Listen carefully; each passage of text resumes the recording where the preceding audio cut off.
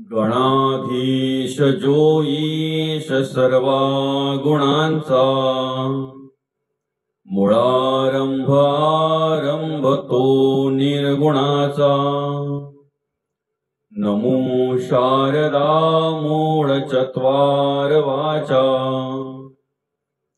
गमो पंथ अनंत या राघवाचा। जय जय रघुवीर समर्थ श्रीराम। श्री मनाचे श्लोक समर्थांनी मनाला शिकवण देत असताना, मनाला उपदेश करत असताना जे 205 श्लोक निर्माण केलेले आहेत, 205 श्लोकांची रचना केलेली आहे। त्या श्लोकांना सुरुवात करत असताना समर्थ प्रथम श्री गणेशाला वंदन करतात, श्री गणेशाचं स्तवन करतात। खरं तर आपण प्रत्येक संतांच्या वाङ्मयाचा जर आपण विचार केला तर अनेक संतांनी आपल्या वाङ्मयाची सुरुवात करत असताना त्या गणेशाचं स्तवन केलेलं आहे। त्या श्री गणेशाला प्रथम नमस्कार केलेला आहे, वंदन केलेलं आहे। आणि त्याचप्रमाणे या ठिकाणी मनाला शिकवण देत असताना, मनाला उपदेश करत असताना समर्थांनी गणेशाची प्रार्थना केलेली आहे। बुद्धीचा अधिष्ठाता श्री गणेश आपलं प्रत्येक कार्य निर्विघ्नपणे पार पाडणारा तो श्री गणेश, त्या गणेशाचं स्तवन करत असताना आपण म्हणतो वक्रतुंड महाकाय सूर्यकोटी समप्रभ निर्विघ्नं कुरु मे देव सर्व कार्येषु सर्वदा। निर्विघ्नपणे प्रत्येक कार्य पार पाडणारा त्या श्री गणेशाला वंदन केलेलं आहे, त्या श्री गणेशाचं स्तवन केलेलं आहे। आणि या ठिकाणी स्तवन करत असताना समर्थ म्हणतात गणाधीश जो ईश सर्वा गुणांचा, मुळारंभ आरंभ तो निर्गुणाचा।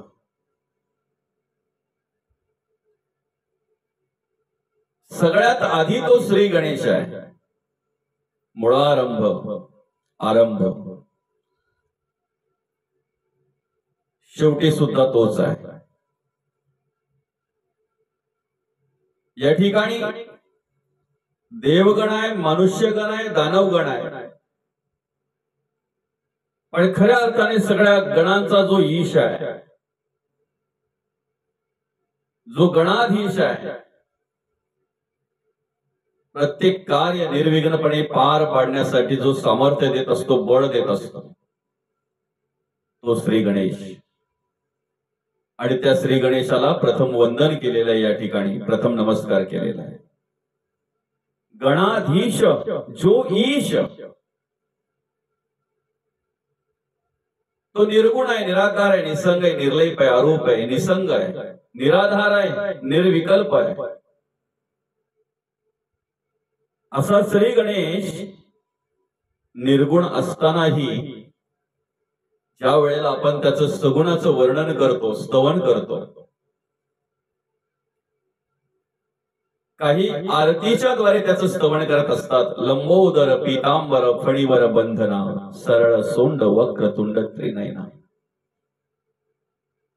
देवाची आरती म्हणजेच त्या देवाचं स्तवन आहे। त्या देवाची आपण स्तुती करत असतो, स्तवन करत असतो, त्या देवाचा महिमा वर्णन करत असतो आरतीच्या द्वारे। सगुणाचं वर्णन केल्यानंतर आपल्याला निर्गुणाची ओळख होते। सगुणाच्या आधारे आपल्याला निर्गुणापर्यंत पोहोचता येते, निर्गुणाची ओळख होत असते। आणि म्हणून त्या गणेशाचं वर्णन करत असताना जगद्गुरु तुकोबा म्हणतात आकार तो ब्रह्मा, उकार तो विष्णू, मकार महेशू जाणीला, ऐसे तिन्ही देव जेथुनी उत्पन्न, तो हा गजानन माझ बाप। तो सगळा आहे, त्वमेव माता च पिता त्वमेव, त्वमेव बंधूच सखा त्वमेव, त्वमेव विद्या द्रविणम त्वमेव. ज्या वेळेला तो देवच सगळं होऊन जात असतो ना, त्यावेळेला प्रत्येक तत्वामध्ये, प्रत्येक भूतामध्ये त्या देवाचं दर्शन आपल्याला घडत असतंय. जे जे दिशे भूत ते ते मानीचे भगवंत. आणि म्हणून या ठिकाणी त्या गणेशाला प्रार्थना करत असताना, वंदन करत असताना, जो ईश सर्व गुणांचा, बुद्धीचा अधिष्ठाता आहे, विघ्नांचा नियंत्रक आहे, आपल्या मायेची ऊब देणारा हा श्री गणेश प्रत्येक भक्ताच्या संकटामध्ये त्या भक्ताला त्या संकटातून मुक्त करण्यासाठी घेतलेलं कार्य निर्विघ्नपणे पार पाडण्यासाठी तो गणेश धावून येत असतो. आणि म्हणून त्या गणेशाचं स्तवन आपण प्रथम करत असतो.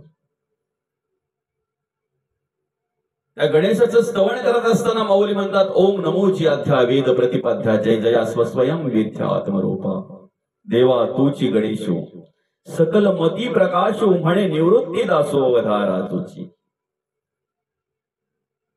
त्याच गणेशाचं वर्णन करत असताना समर्थ रामदास स्वामी दासबोधामध्ये गणेश स्तवनामध्ये म्हणतात,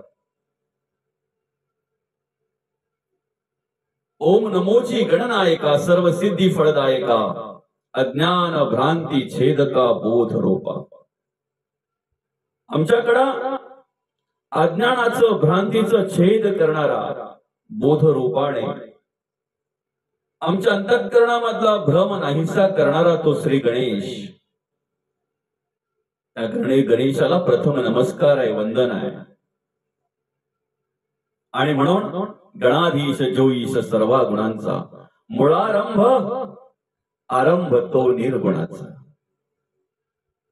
आज प्रत्येक भूत ज्याच्या सामर्थ्याने कार्य करतय, प्रत्येक तत्व ज्याच्या सामर्थ्याने कार्य करतय, ते मधभूत आहे, ते महत्त्व आहे, ते चराचरामध्ये व्यापलेलं आहे. जडी स्थळी काष्टी पाषाणी सबाह्य अभ्यंतरी भरून उरलेलं आहे ते. आणि म्हणून अशा श्री गणेशाचं स्तवन करत असताना, अशा श्री गणेशाची महती वर्णन करत असताना, त्या आरतीमध्ये सुद्धा आपण त्या गणेशाचं स्तवन करत असतो. रत्न खचित फरा तुझ गौरी कुमारा चंदनाची मोठी कुंकू केशरी. तो कसा आहे? सुख करताय, दुःख हरता आहे. पण आमच्याकडे मात्र अखंड वार्ता विघ्नाची असते.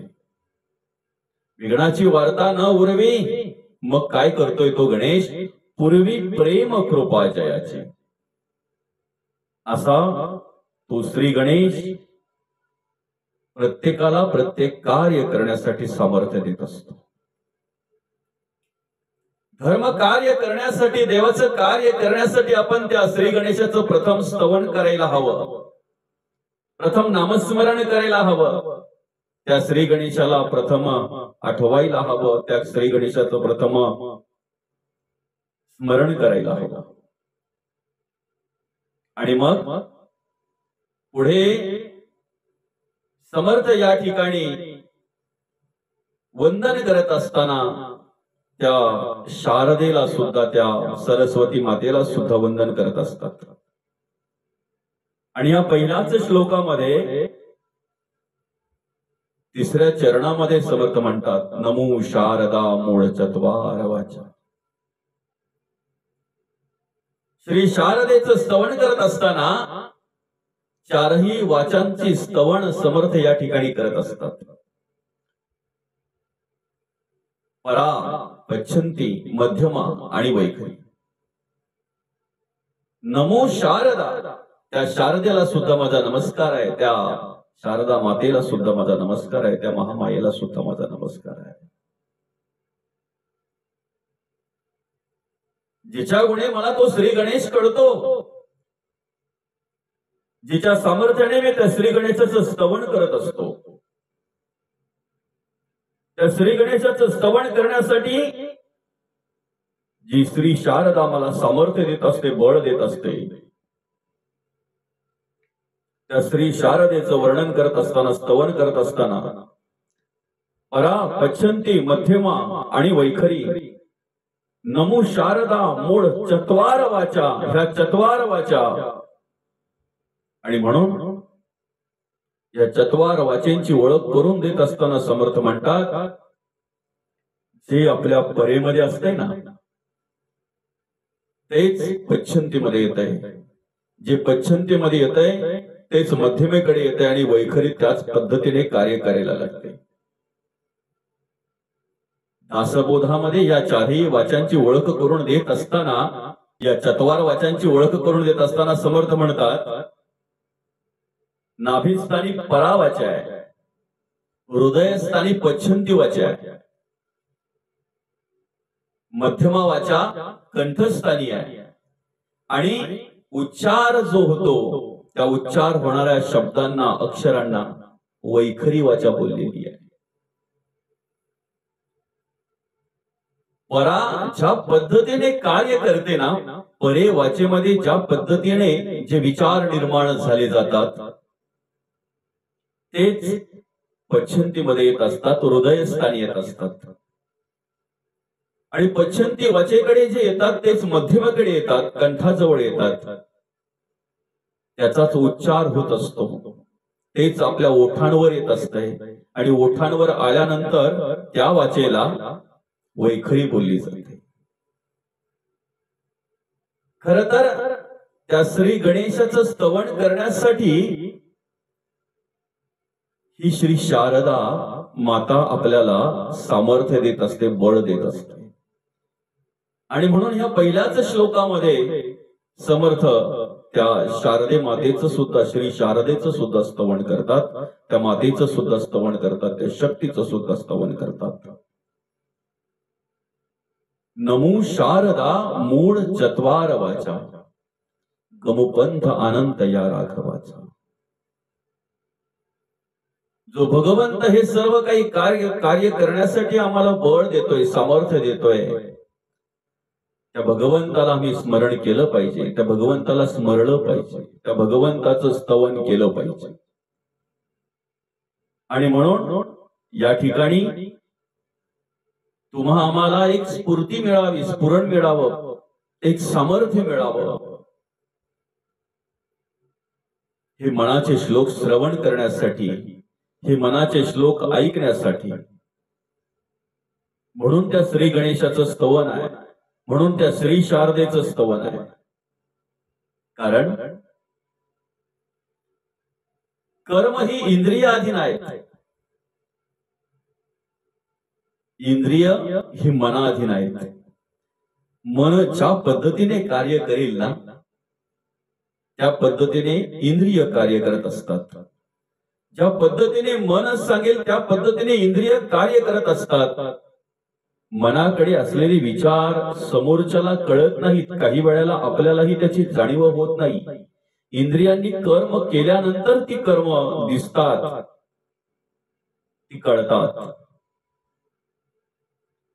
डोळे पाहताना दिसतात, कान ऐकताना दिसतात, तोंड बोलताना दिसते, पाय चालताना दिसतात, हात एखादी क्रिया करताना दिसतात. पण ही सगळी क्रिया घडण्याच्या आधी ते विचार, ती कर्म मनाकडे असतात. आणि म्हणून त्या मनाला शिकवण आहे, म्हणून त्या मनाला सांगणं आहे. हे मनाचे श्लोक आपण श्रवण केले ना, ऐकले ना, की अगदी अंतःकरणामध्ये मन स्थिर होतंय, अंतःकरणामध्ये एक परमार्थ करण्याची, चांगलं काम करण्याची प्रेरणा निर्माण होते. ती स्फूर्ती आपल्या अंतःकरणामध्ये निर्माण व्हावी या उद्देशाने, ती प्रेरणा आपल्या अंतःकरणामध्ये निर्माण व्हावी या उद्देशाने सर्वच संतांनी मनाला शिकवण दिलेली आहे. सर्वच संत मनाला शिकवण देतात. त्यापैकीच समर्थांनी 205 श्लोकांची निर्मिती करताना प्रत्येक श्लोकामध्ये त्या मनाला हाक मारलेली आहे, त्या मनाला शिकवण दिलेली आहे. हळूहळू हळूहळू ते आकलन झाल्यानंतर, ती शिकवण आत्मसात केल्यानंतर मनामध्ये परिवर्तन व्हावा हीच अपेक्षा संतांची असते. आणि परिवर्तनासाठी हे सर्व कार्य संत करत असतात. म्हणून तुमच्या आमच्या मनाकडून चांगल्या प्रकारे विचार निर्माण व्हावे, चांगल्या प्रकारे धर्माचं आणि देवाचं कार्य त्या ठिकाणी घडावं, देव कार्य त्या मनाकडून घडावं, या उद्देशाने समर्थांनी या ठिकाणी 205 श्लोकांची रचना केलेली आहे. प्रभू रामचंद्रांच्या सामर्थ्याने आणि संतांच्या आशीर्वादाने, संतांच्या कृपेने एक एक करून आपण सर्व श्लोकांवर चिंतन करण्याचा, निरूपण करण्याचा थोडक्यात प्रयत्न करणार आहोत. आज आपण या ठिकाणी पहिला श्लोक, याच्यावर थोडक्यात आपल्याला विवरण मिळालं, श्रवण झालं. याच्या पुढचा जो 2 नंबरचा श्लोक आहे, श्लोक क्रमांक 2, ज्या वेळेला आपण श्रवण करू त्यावेळेला त्याची लिंक ह्याच भागाच्या खाली, ह्याच व्हिडिओच्या खाली कमेंट मध्ये दिलेली असेल. नक्की आपण दुसरा श्लोकही ऐकायला विसरू नका. असं करता करता आपण प्रभू रामचंद्रांच्या कृपेने आणि समर्थांच्या सामर्थ्याने, कृपेने प्रत्येक श्लोकावर विवरण घेण्याचा प्रयत्न करणार आहोत. जय जय रघुवीर समर्थ.